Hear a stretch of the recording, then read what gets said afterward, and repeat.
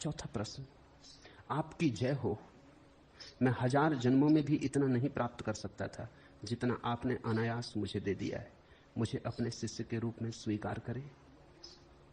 लिया तुमने तो शिष्य हो गए। शिष्य का होना मेरी स्वीकृति पर निर्भर नहीं, शिष्य का होना तुम्हारी स्वीकृति पर निर्भर है।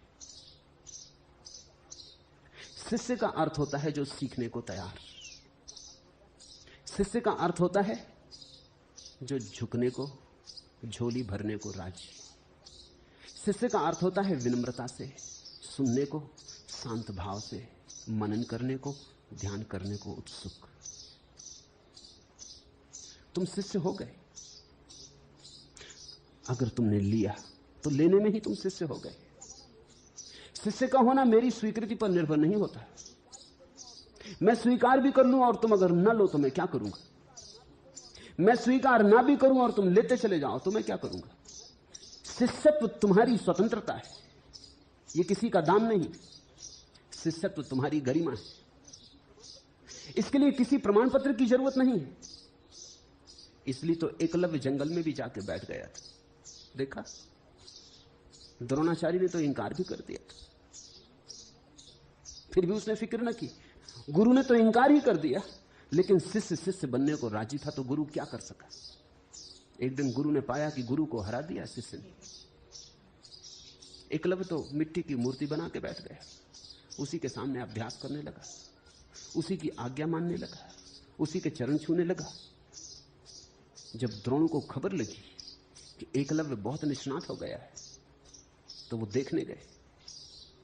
चकित हो गए, चकित ही न हुए, घबरा भी गए। इतने घबरा गए क्योंकि एकलव्य ने इस तरह साधा था कि अर्जुन फीका पड़ता था। द्रोण कोई बहुत बड़े गुरु ना रहे होंगे, एकलव्य बहुत बड़ा शिष्य था। द्रोण तो साधारण गुरु रहे होंगे, अति साधारण। गुरु कहे जा सके ऐसे गुरु नहीं। कुशल होंगे, पारंगत होंगे, लेकिन गुरुत्व की बात नहीं थी कुछ भी। पहले तो इसलिए इंकार कर दिया कि वो शूद्र था, ये भी कोई गुरु की बात है? अभी गुरु को ब्राह्मण और शूद्र दिखाई पड़ते नहीं। दुकानदार रहे होंगे, बाजारी बुद्धि रही होगी। क्षत्रियों के गुरु शूद्र को कैसे स्वीकार करें? समाज से बहुत घबराए हुए रहे होंगे, समाज पोषक और समाज के नियंत्रण में रहे होंगे, क्षुद्र बुद्धि के रहे होंगे। जिस दिन द्रोण ने एकलव्य को इंकार किया कि वो शूद्र था, उसी दिन द्रोण शूद्र हो गए। ये कोई बात हुई?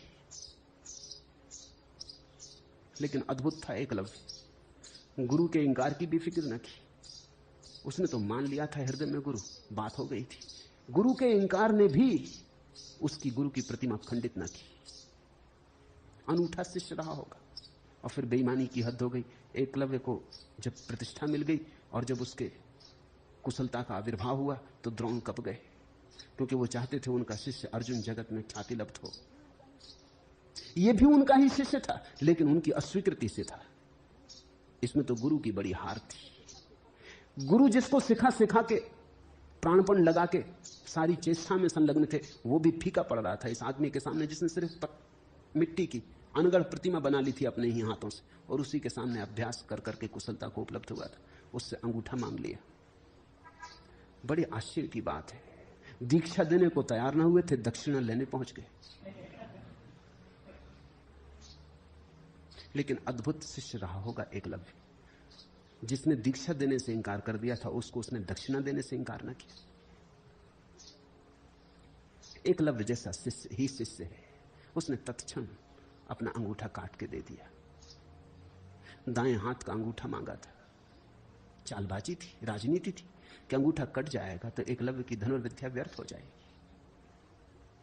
ये द्रोण निश्चित ही दुष्ट प्रकृति के व्यक्ति रहे होंगे। गुरु तो दूर, इनको सज्जन कहना भी कठिन। ये भी क्या चाल खेली और भोले भाले शिष्य से खेली। और फिर भी हिंदू गुरु द्रोण को माने चले जाते हैं, गुरु कहे चले जाते हैं। सिर्फ ब्राह्मण होने से थोड़ी कोई ब्राह्मण होता है। ब्राह्मण था एकलव्य और द्रोण शूद्र थे, उनकी वृत्ति शूद्र की। उस ब्राह्मण एकलव्य ने काट के दे दिया अपना अंगूठा, जरा भी नानुच न की, ये भी ना कहा कि ये क्या मांगते हैं आप। देते वक्त इंकार किया था, तुमसे मैंने कुछ सीखा भी नहीं है। नहीं, लेकिन ये बात ही गलत थी, ये तो उसके मन में भी ना उठी। उसने तो कहा सीखा तुम्ही से, तुम्हारे इंकार करने से क्या फर्क पड़ता है, सीखा तो तुम्ही से। तुम इंकार करते रहे, फिर भी तुम्ही से सीखा। देखो तुम्हारी प्रतिमा बनाए बैठा हूं तो तुम्हारा ऋणी।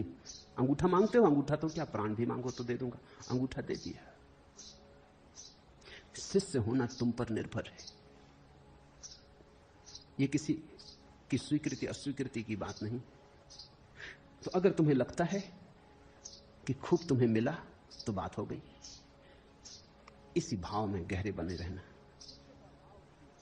शिष्य का भाव कभी खोना मत, तो अपूर्व तुम्हारा विकास होगा, मिलता ही चला जाएगा। शिष्यत्व तो सीखने की कला है।